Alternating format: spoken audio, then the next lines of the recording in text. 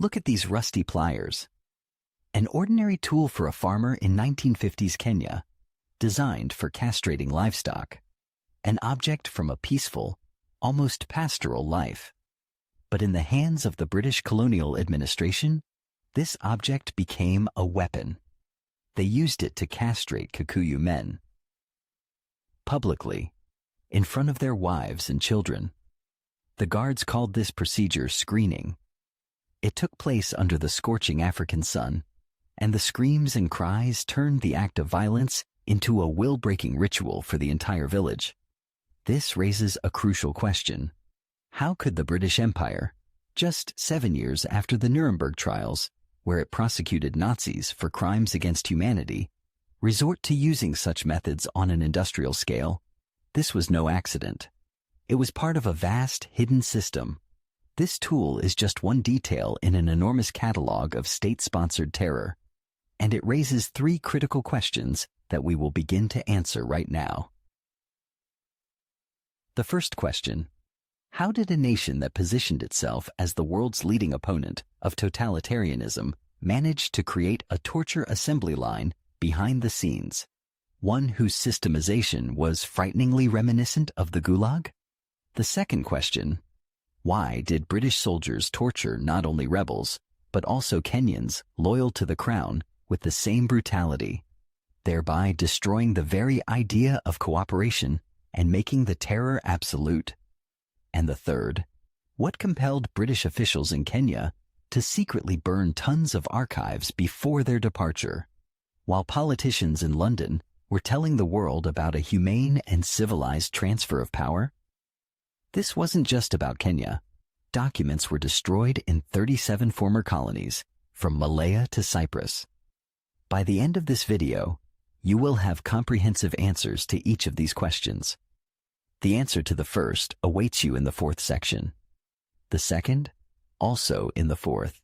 The third, in the 6th. We will not be talking about isolated incidents of brutality.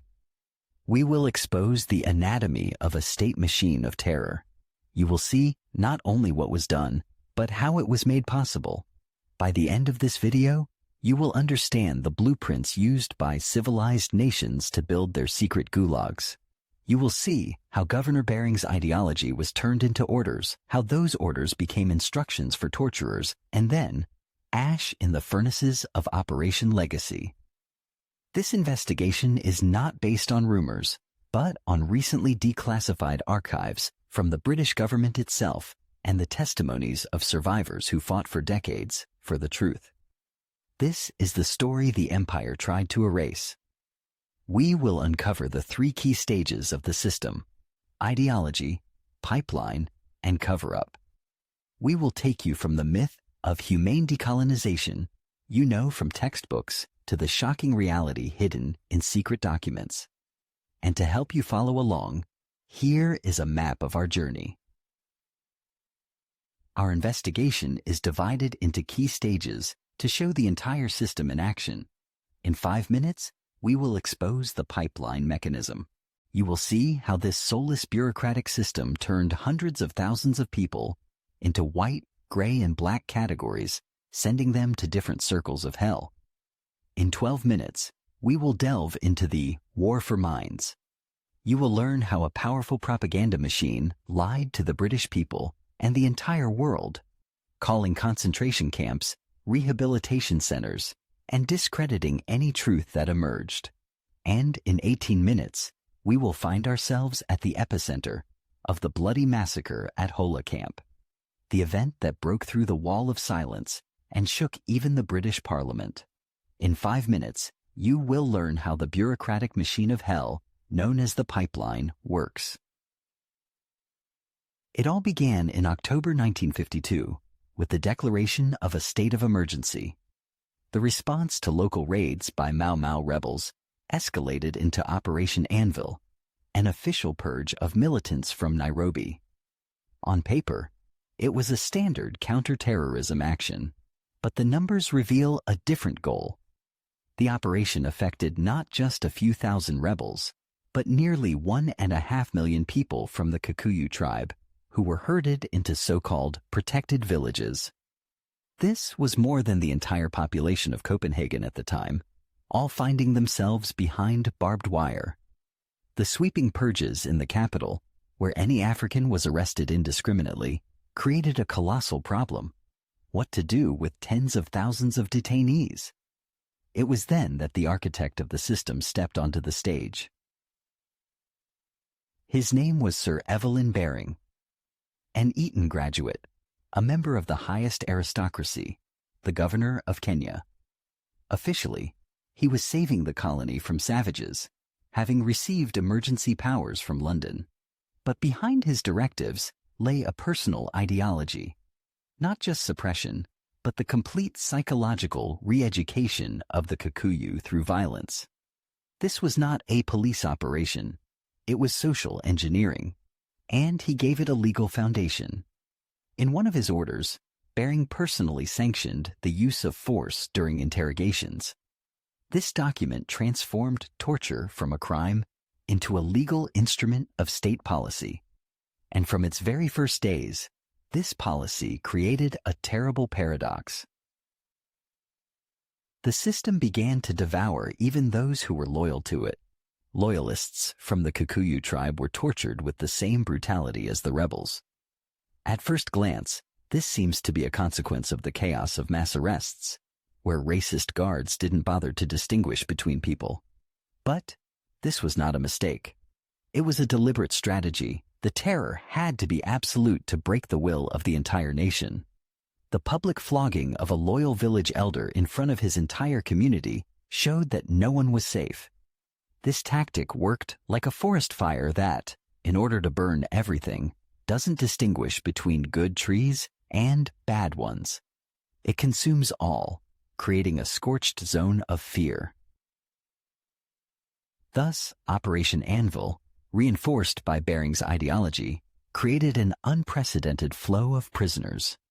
Mass arrests and a policy of total terror were just the first step.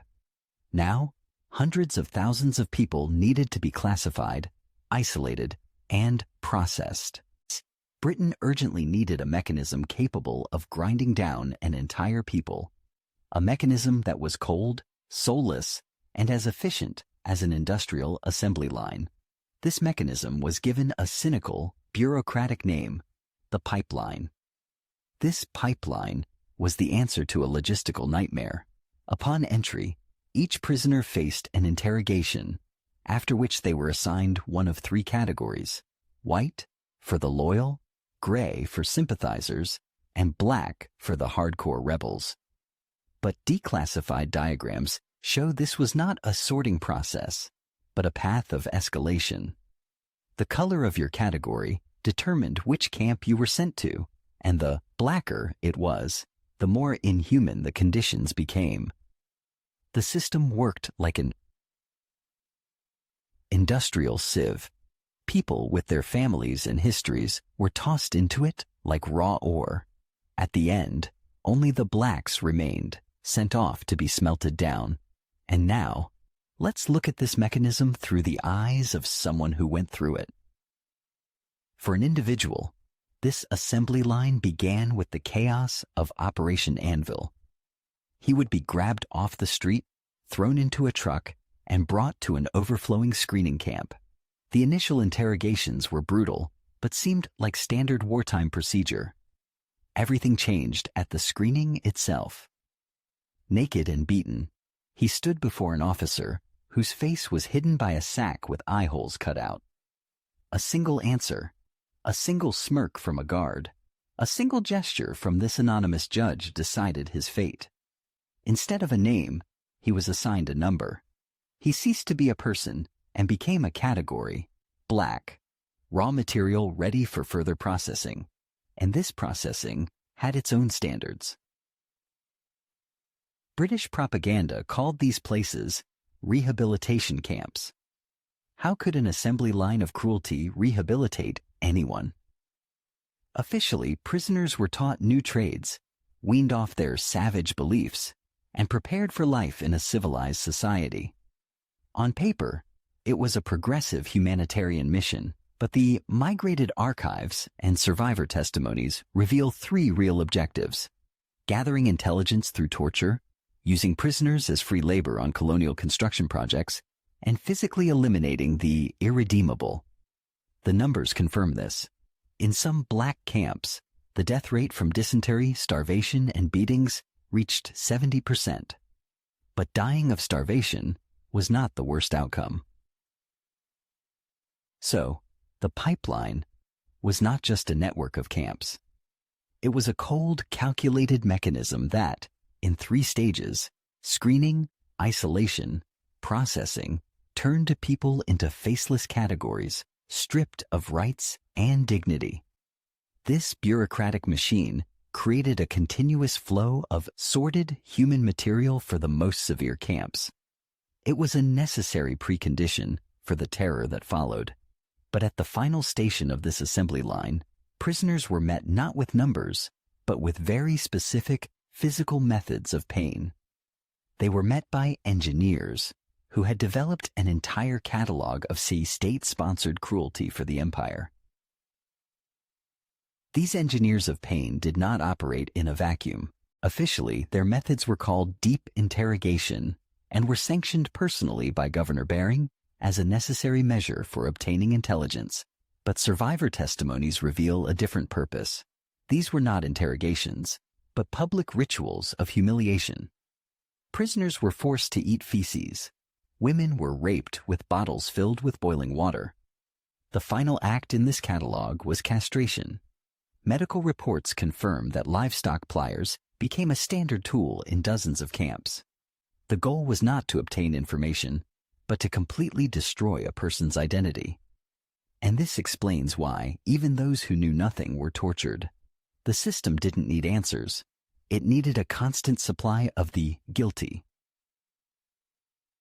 This brings us to the second key question: why torture loyalists with the same brutality? At first glance, this seems to be the result of arbitrary cruelty from racist guards. But internal reports show it wasn't about hatred, but bureaucratic necessity. The pipeline system operated like a factory that required a continuous stream of confessions to justify its own existence. If there weren't enough real rebels, they were manufactured from any available material. This apparatus worked like a body addicted to a drug. Confessions were that drug. The more it got, the more it needed to keep running. Survivors tell of how people were tortured until they incriminated themselves and 10 of their neighbors, launching a new cycle of arrests. But even in this hell, people found ways to resist. A prisoner in a black camp, beaten and humiliated, would receive an offer from an interrogator: "Give us names, and this will end." Breaking seemed like the only way out, but many chose silence.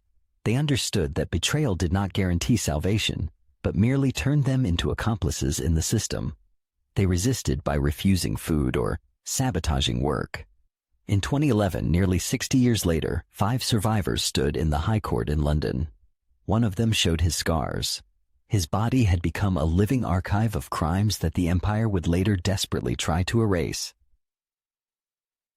Thus, we have exposed the anatomy of physical terror, a calculated machine for destroying identity and manufacturing confessions.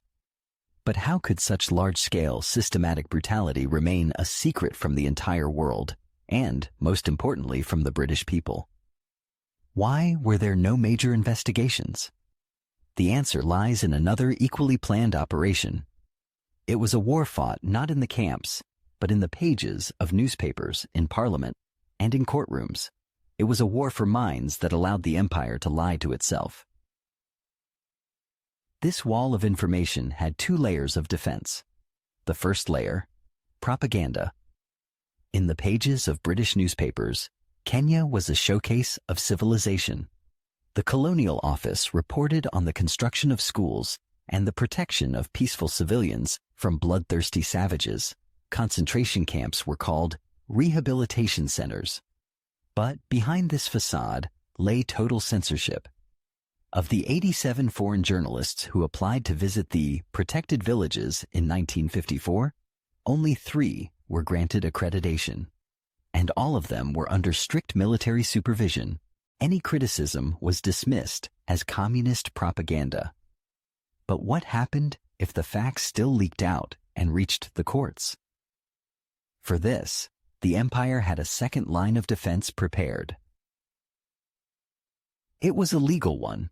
Formally, British laws were in effect, but for Kenya, special emergency regulations were passed that legalized detention without trial and the use of force for interrogations. This created an illusion of legality. However, the key trick was hidden elsewhere. Legal memorandums from that time explicitly recommended shifting responsibility for torture onto local colonial forces and African guards. In London's courts, the Crown's lawyers would argue, it wasn't us, it was them. Justice operated like a river whose course had been artificially diverted. The water flowed, but the dams of emergency laws directed it away from the real culprits in London. We have just seen 2 key instruments of imperial control, a catalogue of physical torture and a system of total deception. And now, a question for you. What do you think is a more powerful tool for maintaining long-term control? Physical violence or total control over information? Share your opinion in the comments with just one word, violence or information. And while you write, we are preparing to tell you how the empire came to fear its own archives. The wall of lies, built by propaganda and lawyers, seemed impenetrable. It effectively shielded the metropole from the truth. But the empire understood that its time in Kenya was coming to an end. And when the colonial administration left, the new authorities would gain access to the archives, to tens of thousands of documents, orders, and reports that proved the existence of the torture system. This could not be allowed to happen. And so, the most secret order was given in London. It was meant to bury the truth forever. Turning it to ash. This operation was codenamed Legacy. In 1963, during the final days of British rule, officials in Kenya received a secret telegram from London. Logic dictated that the archives should be transferred to the new government. The order demanded they be burned. Officially, Operation Legacy was intended to destroy documents that could embarrass Her Majesty's government or harm informants. A cynical but understandable precaution. But this was not a local cleanup. It was a centralized operation that covered 37 former colonies. Tons of documents were systematically burned in industrial furnaces or dumped into the sea in weighted crates. The cover-up was as systematic as the torture itself. But the most terrible secrets were entrusted neither to fire nor to the ocean. Why spend resources to save what was supposed to be erased? A secret circular divided the documents into 2 categories: reports on interrogations, orders for the use of force, and medical conclusions were burned on sight. This was the petty junk that was sifted through and sent to the fire, creating the illusion of a complete purge. But the most dangerous evidence, the rocks, remained. These were direct orders from London, evidence of egregious brutality, the very smoking guns capable of destroying the reputation of the entire empire. They were secretly transported to England, to a secret repository at Hounslow Park, which the world would not learn about for another 50 years. The British weren't just destroying evidence. They were creating a secret archive of their darkest crimes, confident it would never be found. And it almost worked. The absence of several tons of paper changed the course of history. When victims are robbed of documentary proof of their suffering, the victor fills the vacuum with their version of the truth. In history textbooks, the suppression of the Mau Mau Rebellion became a successful counterterrorism operation. The truth about the camps and torture was reduced to the level of rumors. Historians, like Caroline Elkins, spent decades hitting a wall of silence. Without primary sources, survivor testimonies were dismissed as exaggerated. Operation Legacy was the most successful element of the system because it attacked not bodies, but memory. The crime was almost perfect, but they hadn't counted on two things. The system had built an almost impenetrable wall. On one side, active propaganda, on the other, the physical destruction of evidence. But this airtight construction could not control two factors. The first, human memory. The resilience of the survivors who held on to the truth for decades. The second, a fateful event. A single mistake, so brutal and public that it was impossible to conceal. In 3 minutes, we will jump forward 50 years to see how a handful of elderly people brought an empire to its knees. And then we will return to the epicenter of the bloody massacre that marked the beginning of the end for this system of lies. In the early 2000s, when the world had long forgotten about the Mau Mau, 5 Kenyan veterans, all over the age of 70, entered the High Court in London. Their lawsuit seemed hopeless. The Crown's lawyers relied on two facts. Too much time had passed, and no documents confirming the torture existed. Everything had been burned. It was the word of old men against the silence of the Imperial Archives. But the veterans had an ally, historian Caroline Elkins. She had begun her research to prove the successes of British modernization, but survivor testimonies forced her to change everything. Her persistence gave the lawsuit academic weight. They didn't yet know that their pressure would crack the foundation of the empire's most secret archive. How do you prove the existence of something that officially doesn't exist? The lawyers started small, finding mentions of migrated archives in publicly available reports from the 1960s. In response, the Foreign Office claimed there was no central repository. Everything had been destroyed during Operation Legacy, but by comparing dozens of minor inconsistencies in the department's responses, the lawyers presented the court with evidence that they were being lied to. Under threat of being held in contempt of court, officials were forced to make a sensational admission. Yes, a secret archive existed. The British Foreign Office admitted to holding 8,800 secret files, secretly removed from 37 former colonies. The truth, believed to be ash for half a century, had risen. The reports, written in dry, bureaucratic language, were more horrifying than the victims' screams. On paper lay the diagrams of the pipeline, interrogation instructions, and weekly reports. This proved the system existed, but the smoking gun was found in personal correspondence. It discussed permissible methods of pressure and falsified causes of death.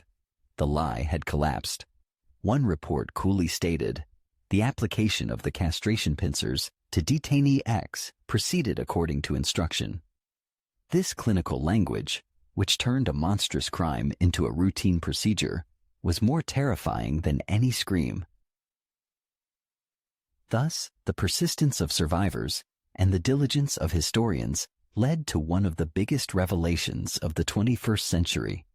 Operation Legacy failed because of the arrogance of its creators, who preserved the most damning evidence.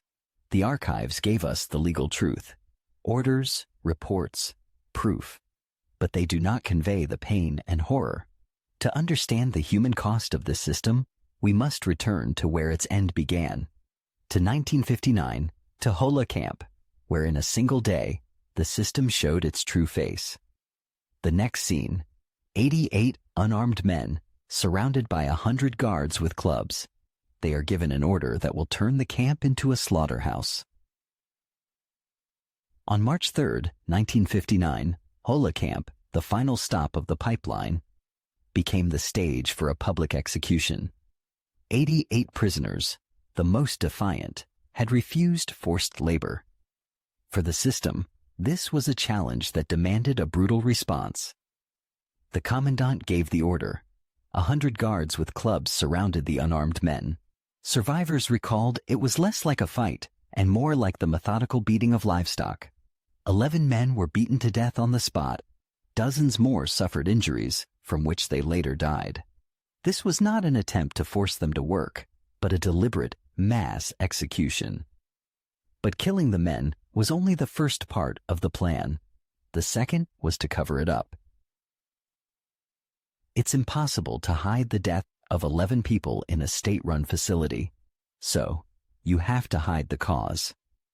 The colonial administration fabricated an official story so absurd it showed their confidence in their own impunity. The prisoners had died after drinking contaminated water. But the system had not accounted for one man. A junior pathologist conducting the autopsies refused to sign the false report. His findings, which described multiple traumatic brain injuries, were leaked to opposition MPs in London. This blatant lie was like a crack in a thick sheet of ice, small on its own, but the pressure of the truth from below was so great that the entire ice sheet began to break apart. For the first time, the system was caught in an outright lie. An official inquiry began. Governor Baring publicly condemned the incident, creating the illusion that the system was punishing the guilty. In the end, all the blame was placed on the camp commandant, who received no serious punishment. Not a single British official or officer spent a day in prison for the murder of 11 men. But the Hola scandal dealt a devastating blow to the British government's reputation. It became impossible to continue the policy of the camps. Public opinion in Britain itself turned against the colonial administration. The blood of Hola washed away the legitimacy of British rule in Kenya and forced London to accelerate the process of decolonization.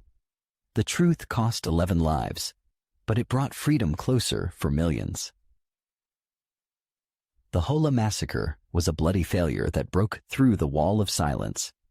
The archives, discovered half a century later, became the smoking gun that brought that wall crashing down. Now, all the elements of the system are before us. Operation Anvil, the pipeline, the engineers of pain, the war for minds, and the failure of Operation Legacy. We have seen what happened and how it was hidden. But the final, most important question remains. Why? How could a civilized nation build and justify such a machine of terror? In the final 4 minutes, we will assemble the complete diagram of the British torture machine and answer the ultimate question. What is more terrifying, the cruelty of sadists or the cold logic of a system? Let's assemble this machine. It operated like an industrial assembly line with 3 stages. The first stage, acquiring raw material. Operation Anvil was not a counterterrorism action, but a giant net that swept up to 1.5 million people, almost the entire Kikuyu tribe. It's as if the entire population of Munich at the time had been put behind barbed wire. The second stage, the sorting facility. The pipeline was a soulless bureaucratic machine that stripped people of their names, turned them into white, gray, or black categories, and distributed them to camps of varying degrees of brutality. The third stage, the processing plant. Here, engineers of pain applied standardized, approved methods of torture for re-education. This was not random violence. It was a methodology. But this assembly line of violence was only one half of the machine. The second, invisible half, worked in parallel to make the first non-existent. Any system like this requires powerful defenses. Here, it consisted of 2 perimeters. The first, outer perimeter, a shield of propaganda. This was the war for minds, operating in real time. It called concentration camps rehabilitation centers and dismissed any truth as communist lies, creating a respectable facade for the world. The second, inner perimeter, the erasure of memory. Operation Legacy was designed for the future. Its logic was simple. Even if the shield of propaganda falls, it will be impossible to prove anything because all the evidence will have been turned to ash. These 2 systems worked in sync. One mutilated bodies, the other, the truth. The system acted like a person with 2 faces, For the world, it presented a calm, respectable face, while behind its back, a fist was clenched, ready to destroy any evidence. And now that we have the full picture, we return to the main question. How could the nation that defeated Nazism create such a thing? The answer is that this system was created not in spite of civilized values, but because of them. It was built not by crazed sadists, but by ordinary officials who believed they were in the right. It stood on 3 pillars. The first, ideology, a deep-seated British belief in their civilizing mission, which allowed them to view Kenyans not as equal human beings, but as savages in need of re-education by any means necessary. The second, bureaucracy, a cold, impersonal machine of reports and orders that allowed individuals to feel no personal responsibility. A person wasn't torturing, they were carrying out a procedure.